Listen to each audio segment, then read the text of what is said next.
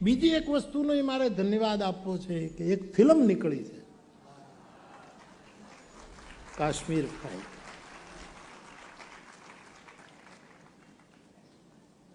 આપણા યશસ્વી વડાપ્રધાન સાહેબે પણ જોઈને વખાણી છે અને આટલા વર્ષો જૂનું સત્ય જે ધરબી રાખવામાં આવેલું કે આપણી શું સ્થિતિ થઈ હતી કાશ્મીરી પંડિતોની, એ જે બતાવ્યું છે મેં જોયું નથી, કદાચ હું જોઈ નહીં શકું એવા દ્રશ્યો છે એમ કહે છે, એટલે મને કદાચ અઘરું પડે કે હું એ બધા દ્રશ્યો નિહાળી શકું.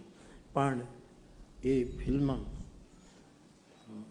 અત્યારે એને પણ હું આવકારું છું, એના નિર્માતાને, દિગ્દર્શકને, અભિનેતાઓને, જે સંવાદ એને પણ હું બધાએ તમે જોજો, એ આપણને ખબર પડે સાહેબ કે આપણા દેશની શું દુર્દશા સેક્યુલર કરીને જે કરી છે કહેવાતા લોકોએ એ થોડા આપણને ખુલ્લા જોવામાં આવે, આપણે એને થોડા ખુલ્લા જોઈ શકીએ એવું સરસ હું એને વખાણ. આપણે ક્યારેક જોઈશું અનુકૂળ, પણ પછી એવા દ્રશ્યો બહુ હશે તો આપણને નહીં અનુકૂળ પડે.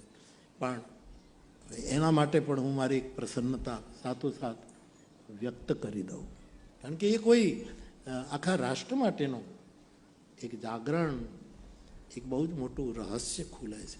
સ્વાગત.